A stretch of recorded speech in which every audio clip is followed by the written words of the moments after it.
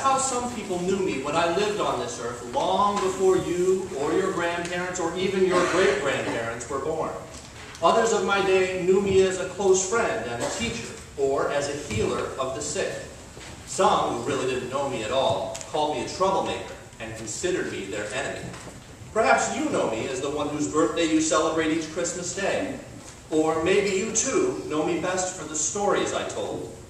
And if you do, you know that I told my stories for all kinds of people. Everyday folks, lawbreakers, and the poor and discouraged all came to hear me. But hanging around with those kind of people didn't make me the most popular man in town, especially with some of the local bigwigs. What's the problem here? Don't you know that man over there is a town crook? This whole crowd is nothing more than a bunch of down and outs. You need to find yourself some well-to-do, respectable, church-going friends. Well, to answer this question for them, I told 3 stories. The first story was about a woman who lost a coin.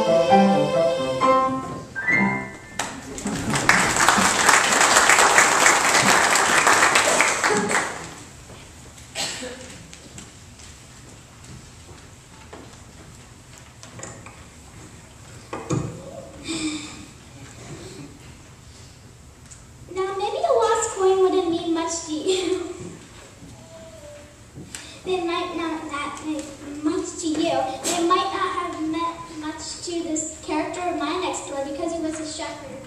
And this shepherd thought sheep were the most important things in the world. His flock was a large one. 100 sheep depended on him for care. But this particular evening, the shepherd had just discovered something very upsetting. One of his sheep was missing. 96, 97, 98. No matter how many times he counted them, they were still only 99 sheep grazing on the hillside. You may think that a man with 99 sleek, fat sheep could talk himself out of searching for one stray, but not this shepherd. That was the farthest thing from his mind. So he left the 99 sheep munching on their dinner and set out to find the one that was lost. As he felt his way through the darkness, the shepherd thought to himself, I don't know what it is about me, but I just cannot forget about this lost sheep. Probably no one else cares one way or another. But when I think of him, alone and afraid, and maybe even hurt, I feel just as bad as if I myself were lost. Little sheep, where are you? I searched here in these rocks, over there, in that valley over there. I crossed the stream and climbed that bushy hillside, and still, no little sheep. Sometimes I have stopped, barely breathing, to listen for your bleeding voice, only to hear the north wind crying over the hill. Let me find you, little sheep. Please, let me find you. after hours of searching, the shepherd did find his missing sheep. He was so glad to see them that he sneaked him up on his shoulders and carried him all the way back to the Weston. Then the shepherd called the other sheepmen together and proudly announced, I found the sheep that was lost. I can't remember the last time I've been this happy. Let's celebrate. We'll have a party.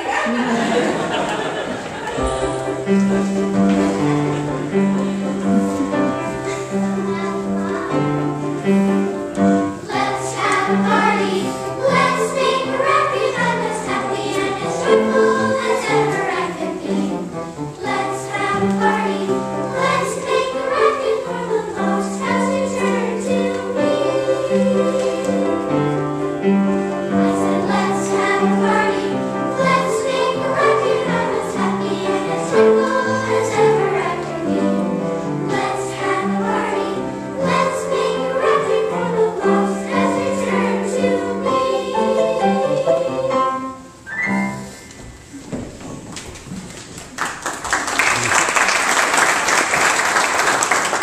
The loss of a sheep is a sad event, but sadder still is the loss of a son. Once a very rich man had two sons that he loved more than all his money and land put together. The older son always managed to say and do the right thing at the right time. You've known people like that, haven't you? The younger son, on the other hand, decided that living at home and sharing the good life with his family wasn't enough for him. Using what he thought was his most grown-up tone of voice, the boy said, Papa, I'm ready to split. This place just isn't for me. I want the money that's coming to me, and I want it now. Then I'll get out of your hair and go where the action is. Broken-hearted, the father gave the boy the share of the family wealth, and in a few days the boy was gone. With new clothes, fancy shoes, a pocket full of money, he was sure on his way to being number one. I'm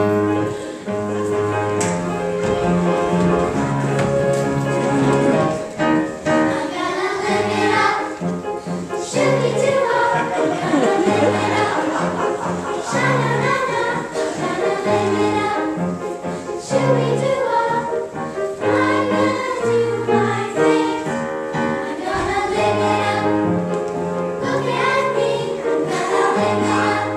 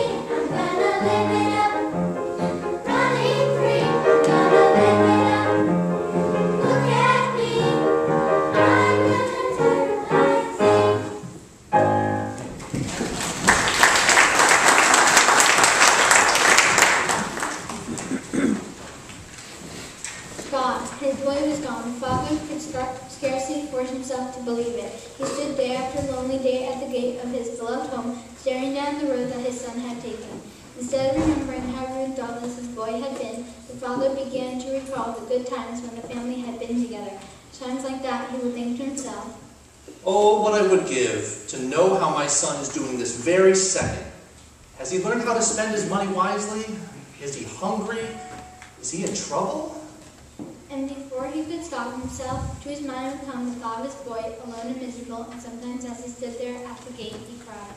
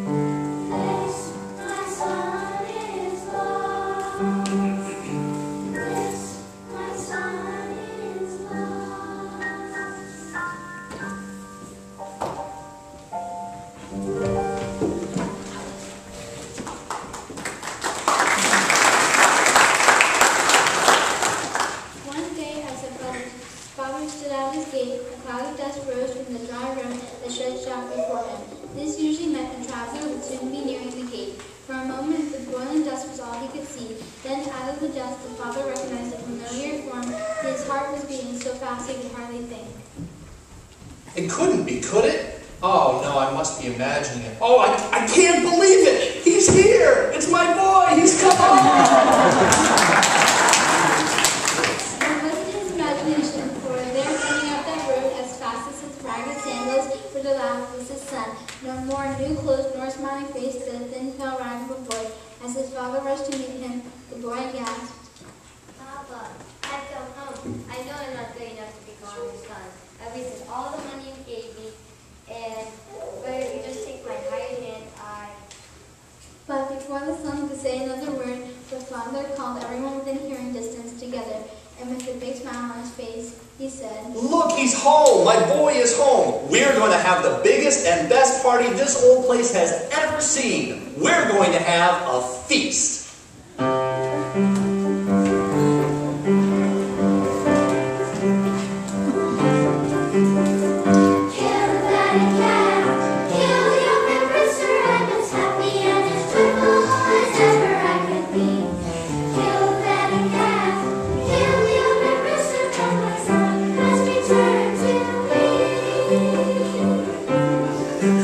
I said, kill that calf, kill the other rooster,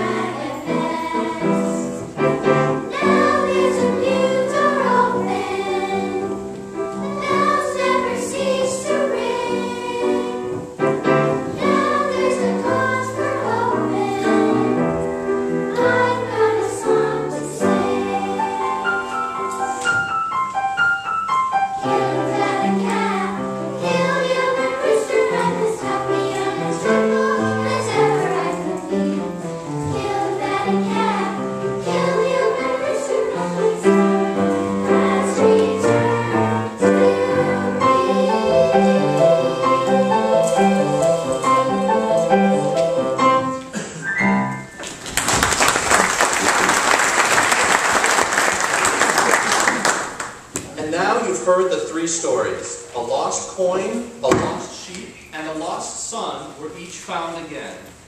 Do you know why I told these stories to the bigwigs who questioned me about the kind of friends I had? Because each of my friends, the everyday people, the lawbreakers, and the poor and discouraged who came to hear me, was lost in his or her own way. Each of them needed someone to love them and to care about them and to show them a better way of living. And I was the one who would come to help them, because God my Father and all his beautiful angels celebrate when even one of these lost people is found.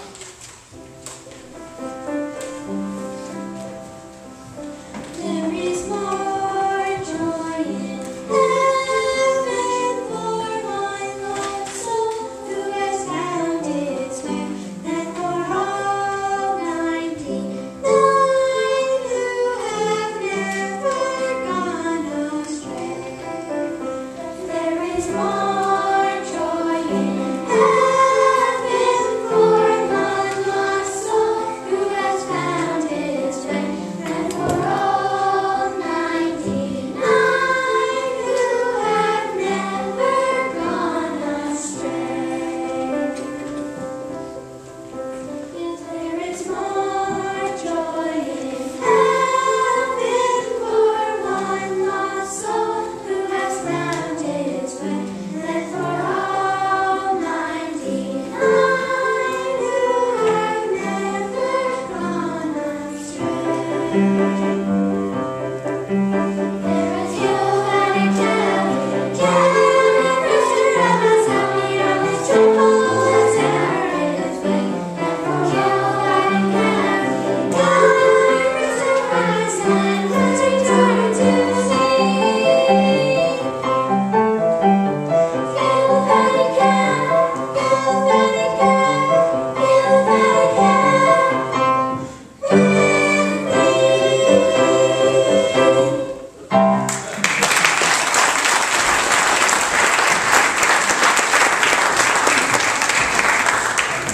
Love that song. It makes me feel like barbecue season is coming. Makes me very excited. I would like to invite all of my other friends who are not already up here to come down. That would be wonderful. Oh, thank you. I will eventually be the preacher. So guys, just come on up and sit down. I want you guys to know I have been a little bit scatterbrained. As you heard Reverend Bernard say, I'm going to the hospital tomorrow, and I don't want you guys to worry because he already bought me a treat. Check it out. I've got chocolate coins. Chocolate coins. You want one? Well, I only have 10. Let's count them. Wait a minute. 1, 2, 3, 4, 5, 6, 7, 8, 9. Oh no! I only have 9. Where do you think my other coin went? Where do you think it went?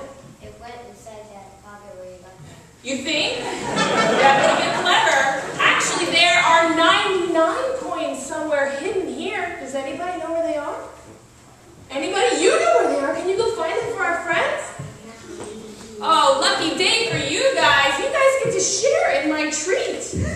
Now, this goes for everybody who wants to bring Reverend Kelly chocolate. Perfectly appropriate as ideal. Thank you so much. Look, how many do I have? So many. That's awesome. That means everybody gets one on their way out. Because if I gave it now, again, it would be chaos. But you know what? We didn't get a lot of sleep last night because I could not find Simon's sleep sheet. Does anybody know what a sleep sheet is? You know what it is? What is it? Something you sleep with and it makes kind of white noise. What's a sleep sheet? Oh my gosh! There it is! It's open! How did it get up there? I cannot figure that out. I definitely did not come in here early and Velcro it up there. Or maybe I did. But you know what, you guys? I saw... What? I did! You saw me do it. Oh, thanks for keeping my secret. I saw Sammy earlier. He came up here and sang. Has anybody seen Sammy? Where's Sammy? I can't find my son. That's crazy. Sammy, where are you, buddy? Sammy? Where? Oh, there he is! Come here, buddy. Come here. Oh my goodness. So today I lost a coin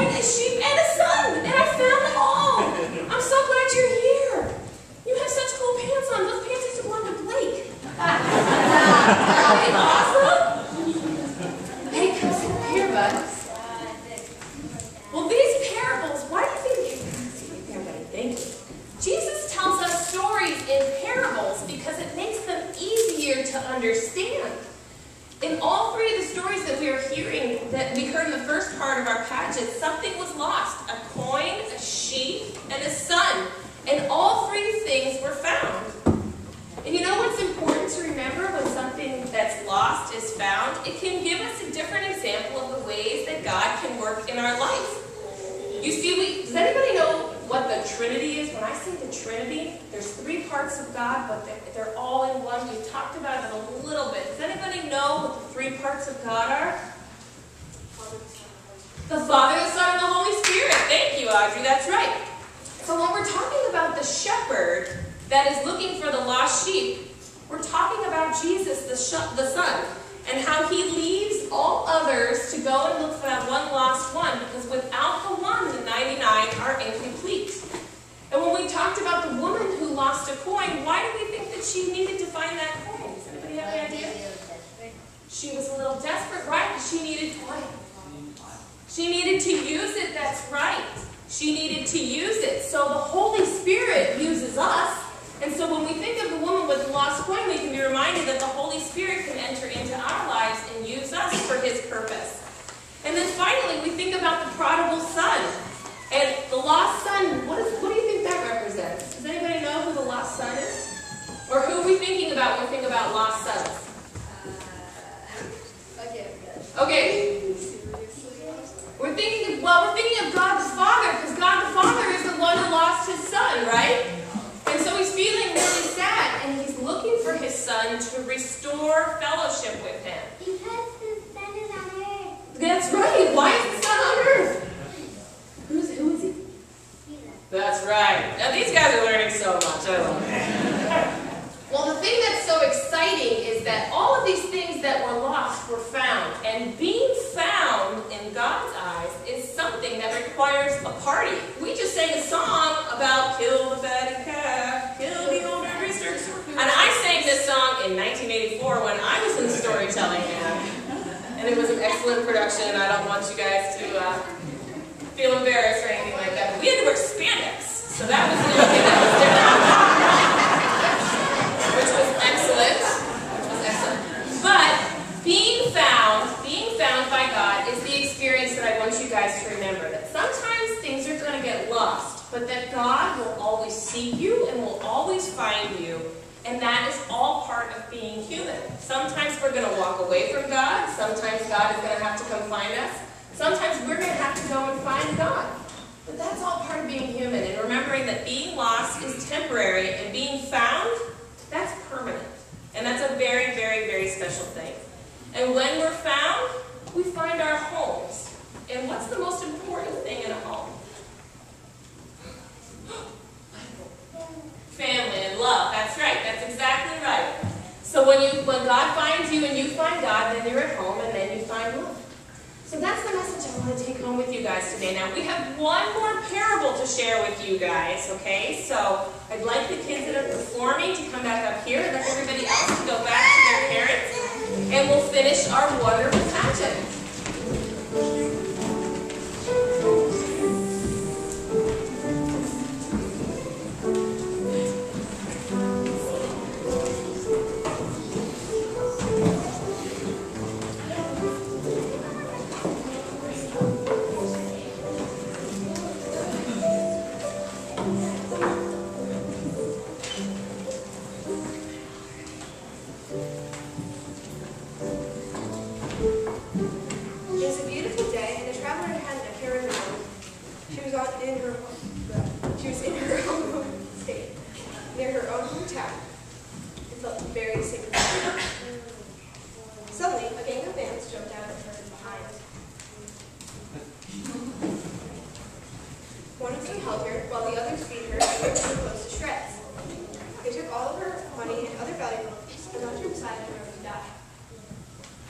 She was the daughter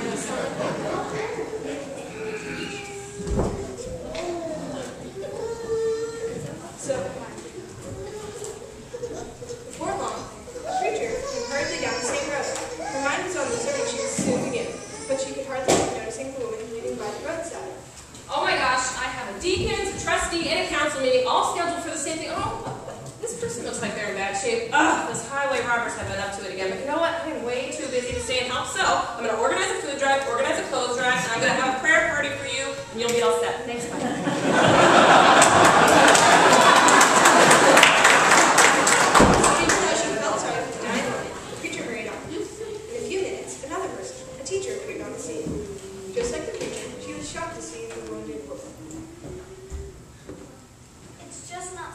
I